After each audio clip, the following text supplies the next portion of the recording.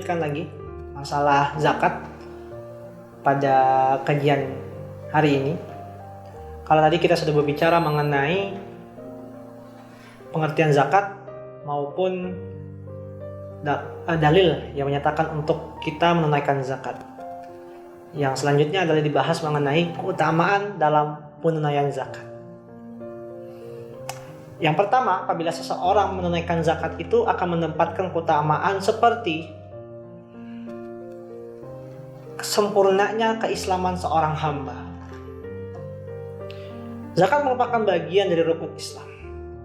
Sudah tentu pasti ketika kita melaksanakan zakat atau menunaikan zakat, maka otomatis satu persatu apa yang menjadi rukun pada agama Islam itu kita telah sempurnakan. Dan ini merupakan hal yang tidak bisa diragukan lagi, bahwa merupakan suatu tujuan atau hikmah yang amat agung. Setiap muslim pasti selalu berusaha agar keislamannya menjadi sempurna, salah satunya dengan menunaikan zakat. Yang kedua, dari dilaksanakannya zakat atau menunaikan zakat, maka membuktikan betapa benarnya iman seseorang atau iman kita kepada Allah Subhanahu wa taala. Sesungguhnya harta merupakan sesuatu yang sangat dicintai oleh jiwa.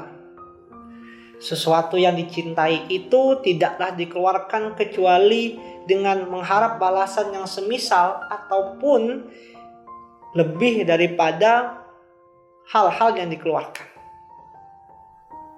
Oleh karena itu, zakat juga biasa disebut dengan sedekah atau sedekah yang berasal dari kata siddiq yang berarti benar atau jujur. Karena zakat akan menunjukkan benarnya keimanan si muzakki, orang yang mengeluarkan zakat, yang mengharapkan ridha Allah dengan zakatnya tersebut. Nah, kemudian yang ketiga adalah menyebabkan keimanan seseorang itu menjadi lebih sempurna. Rasulullah Shallallahu Alaihi Wasallam bersabda, "La yu'minu ahadukum hatta yuhibba li akhihi ma yuhibbu li nafsihi." Tidak sempurna keimanan seseorang di antara kalian hingga dia mencintai sesuatu bagi saudaranya seperti halnya dia mencintai dirinya sendiri. Sebagaimana nih, jika kita suka ada saudara kita yang meringankan kesusahan yang kita hadapi, maka begitu juga kita seharusnya, yakni kita suka untuk meringankan kesusahan saudara kita tersebut dengan ikhlas karena Allah Subhanahu wa taala. Dengan demikian, pemberian yang seperti ini merupakan tanda kesempurnaan iman kita. Yang keempat adalah penyebab masuknya kita ke dalam surga diakibatkan dari kita melaksanakan atau menunaikan zakat. Setiap kita tentu saja pasti ingin masuk surga kan?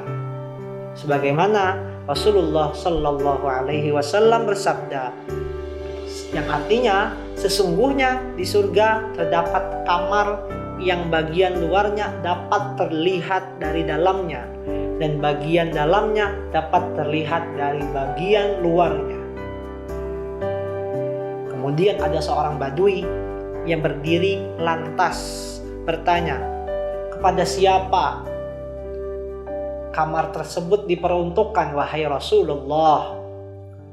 Beliau bersabda, bagi orang yang berkata baik, memberi makan diantaranya lewat zakat, berpuasa, dan sholat karena Allah pada malam hari saat manusia tengah tidur.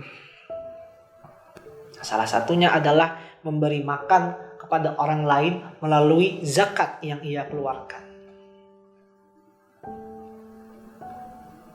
Jadi orang-orang yang akan merasakan surga, orang-orang yang akan diganjar surga, yang mana kamarnya bagian luarnya itu dapat terlihat dari dalamnya, dan juga bagian dalamnya dapat terlihat dari luar. Itu diperuntukkan bagi orang-orang yang sering berkata baik, berzakat agar orang lain dapat makan, sholat malam, dan juga rajin berpuasa. Yang selanjutnya adalah menjadikan masyarakat Islam atau umat Islam secara keseluruhan seperti keluarga besar, satu kesatuan. Melalui zakat, orang kaya menolong orang-orang yang miskin. Orang yang berkecukupan menolong orang yang kesulitan. Akhirnya, tiap orang memandang muslim yang lainnya sebagai saudara. Bukan malah menghinakan keadaannya atau memicingkan mata dengan apa yang ia hadapi. Sebagaimana Allah Subhanahu wa taala berfirman, "Wa ahsin kama ahsanallahu ilaik." Dan berbuat baiklah sebagaimana Allah telah berbuat baik kepada kita. Maknanya apa? Ketika Allah sudah berbuat baik kepada kita, maka berbuat baiklah kepada orang lain. Salah satunya dengan mengeluarkan zakat yang telah Allah berikan hartanya kepada kita. Hanya dengan 2,5%, tidak lebih. Namun, hati kita masih enggan untuk melaksanakan rukun Islam tersebut.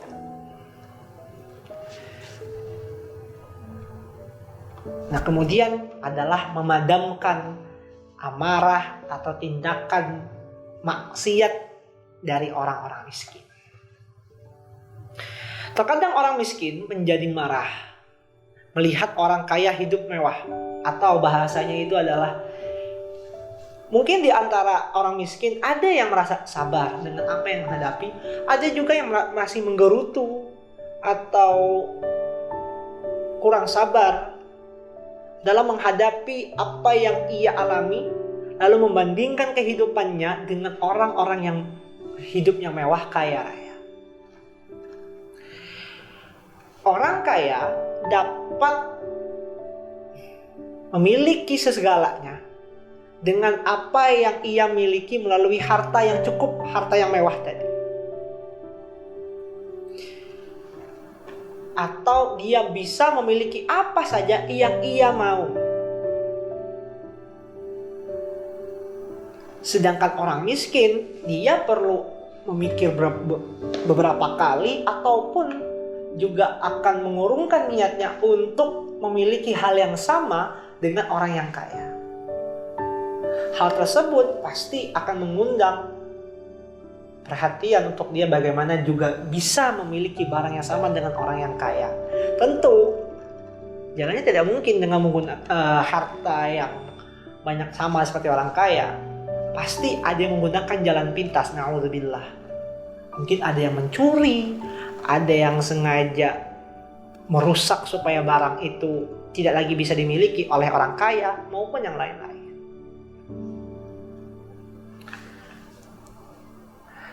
Apabila orang kaya berderma kepada mereka, kemarahan tersebut atau kecemburuan sosial tersebut pasti akan mereda. Bahkan mereka akan mengatakan, saudara-saudara kami ini tahu bahwa kami berada dalam kesusahan. Akhirnya orang-orang miskin tersebut akan suka dan akan timbul rasa cinta dalam hatinya kepada orang yang kaya yang berderma kepadanya. Ketika kita nih punya harta, kita dermakan, kita belikan mereka paket sembako dan lain sebagainya, kemudian kita serahkan kepada mereka, mudah-mudahan kebutuhan mereka, yakni dalam hal sandang, dalam hal pangan, itu dapat terbackup atau dapat terminimalisir, dan dia dapat fokus dalam mencari kewajiban-kewajiban atau hak-hak lainnya. Pemenuhan kebutuhan hidup tanpa harus memikirkan besok aku makan apa dan lain sebagainya. Ketika kita melakukan hal itu, tentu yang akan terjadi adalah si orang miskin tadi akan merasa suka dan akan muncul rasa cintanya kepada orang kaya tadi. Mungkin balasannya bukan sama dengan paket sembako yang kita berikan tadi. Mungkin nanti kita akan diberikannya perlindungan melalui Allah Subhanahu wa taala. Allah gerakkan hatinya orang miskin tadi untuk apabila misalkan nanti ada kejahatan, dia yang akan pertama duluan untuk membela si orang kaya tadi yang telah memberikan derma tadi. Wallahu a'lam bishawab. Kemudian menghalangi berbagai bentuk pencurian, pemaksaan dan perampasan. Nah, seperti yang saya bilang tadi di poin yang sebelumnya tadi, bahwa dengan begitu akan meminimalisir kejahatan-kejahatan sosial yang akan terjadi pada diri kita. Orang kaya itu sangat-sangat banyak sekali hartanya pasti ya, dan itu juga akan mengundang bagi orang yang mungkin pengen sama, punya harta yang sama, pengen punya harta yang sama seperti dia, pengen punya mobil, motor dan lain sebagainya yang juga sama seperti dia, tapi cara untuk mendapatkan barang-barang tersebut itu tidak halal, karena itu akan berdampak pada terjadinya kejahatan-kejahatan, baik itu pencurian, perampasan, pemaksaan dan lain-lain. Maka alhamdulillahnya dari kita menunaikan zakat adalah terhindarnya kita dari orang-orang yang akan melakukan perbuatan tersebut. Menyelamatkan seseorang dari panasnya hari kiamat. Jadi ketika zakat dikeluarkan itu adalah bentuk sebagai penyelamatan diri dari panasnya hari kiamat. Rasulullah Sallallahu Alaihi Wasallam bersabda, yang artinya setiap orang yang berada di naungan amalan sedekahnya hingga ia mendapatkan keputusan di tengah-tengah manusia. Jadi setiap orang yang nantinya di hari kiamat akan mendapatkan naungan sedekahnya hingga ia akan berada pada yaumul hisab atau hari perhitungan nanti, yang di tengah-tengah manusia. Jadi dia dinaungi dengan sedekah-sedekah yang dia keluarkan, tapi sedekahnya karena Allah Subhanahu wa ta'ala. Kemudian dari dilaksanakannya atau ditunaikannya zakat akan timbul kesadaran seseorang akan lebih mengenal masalah hukum-hukum Allah. Sebelum ia menunaikan zakat, terlebih dahulu pasti dia akan mengetahui hukum-hukum apa saja yang terdapat pada masalah zakat. Maupun harta-hartanya ini dia akan lebih mengenali dengan cermat. Kemudian dia juga telah mengetahui nisab dari harta yang ia hasilkan. Kemudian dia juga tahu siapa orang-orang yang berhak menerima zakat, atau hal-hal lain seputar zakat yang ia pasti akan ketahui. Jadi hukum-hukum Allah salah satunya adalah masalah zakat, itu dia akan ketahui secara otomatis. Masalah harta zakat pertambangan, dia di luar kepala sudah ingat. Dalilnya apa ini, sudah ingat. Hadisnya berapa ini, ingat. Al-Quran ayat berapa, ingat. Surah apa, ingat. Disitulah nikmatnya ketika kita mengenal atau menunaikan salah satu rukun Islam, yakni masalah zakat. Dekat dengan Allah pasti, kenal dengan hukum Allah pun juga otomatis seperti itu. Nah, ini yang seringkali keutamaannya seringkali diremehkan oleh manusia, bahwa dengan kita mengeluarkan zakat atau menunaikan zakat itu pasti akan menambah harta. Terkadang Allah membuka pintu rezeki dari harta yang dizakati, sebagaimana terdapat dalam hadis, "Ma naqasat shadaqatan mimmal." Sedekah tidaklah mengurangi harta. Nah, itu kata Rasulullah Sallallahu Alaihi Wasallam, bahwa dengan sedekah tidaklah mengurangi harta. Tapi kebanyakan kita itu tidak percaya sih. Padahal Maha benar Allah dengan segala firman-Nya, atau Maha benar Allah Zat yang Maha Agung. Apa sih yang tidak bagi Allah? Innama amruhu idza arada syai'an ay yaqula lahu kun fayakun. Ketika Allah sudah berujar terhadap sesuatu dengan kata kun, kata Allah, jadilah. Fayakun, kata Allah, jadilah ia. Wa may yattaqillaha yaj'al lahu makhraja. Barang siapa yang bertakwa kepada Allah, maka Allah akan beri ia jalan keluarnya. Tidak hanya jalan keluar, kata Allah, ketika kita bertakwa. Wa yarzuquhu min haitsu la yahtasib. Dan kita juga akan diberikan sodoran rezeki yang tidak kita kira dari mana datangnya. Ingat, wa yarzuquhu itu tidak hanya sebatas harta. Wa may yatawakkal 'ala Allahi fahuwa hasbuh. Innallaha balighu amri. Qad ja'alallahu likulli syai'in qadara. Nah, tapi kita terkadang meremehkan apa yang Allah janjikan kepada kita. Inna wa'dallahi haqqo. Sungguhnya janji Allah itu pasti. Kemudian dari tunaikannya zakat, penyebab banyaknya keberkahan yang turun kepada kita.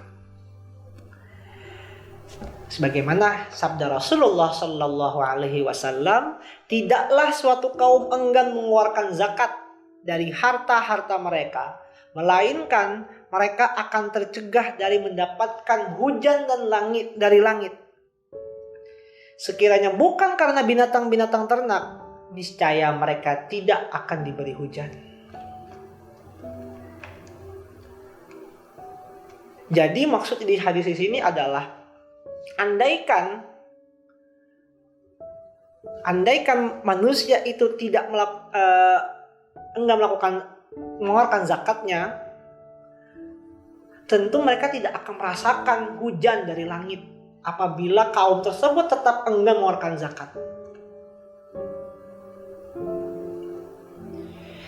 Tetapi yang menjadi penyebab hujan tetap turun adalah binatang-binatang ternak yang ia miliki.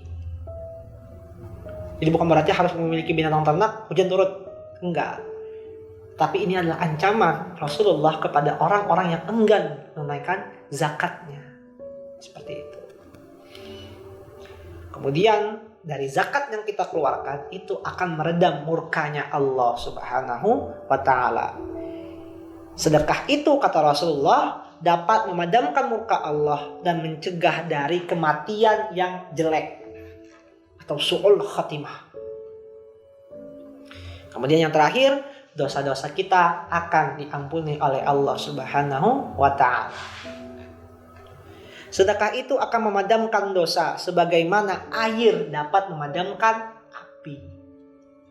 Itulah janji Allah yang disampaikan oleh Rasulullah SAW. Kemudian Rasulullah SAW sampaikan kepada para sahabat, tabi'in hingga sampai kepada kita, bahwa apa yang Allah suruh kepada kita tentu ada ganjaran yang akan Allah berikan kepada kita.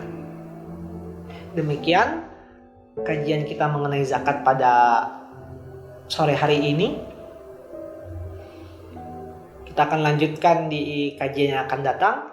Subhanakallahumma wa bihamdika asyhadu an la ilaha illa anta astaghfiruka wa atubu ilaik. Billahi fi sabilil haqq. Fastabiqul khairat. Assalamualaikum warahmatullahi wabarakatuh.